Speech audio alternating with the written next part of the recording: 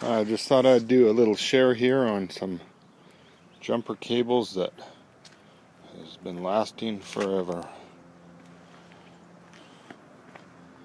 When I was a kid, my dad gave me these welding cables and welding clamps, as you can see. I put it together. They're 12 feet long, so it can reach over from one car to another easy if needs be. Pretty simple. Heavy pinchy clamps. A little bolt for keeping the cable on.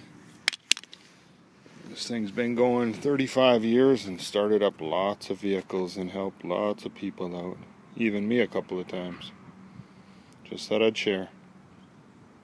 And stop.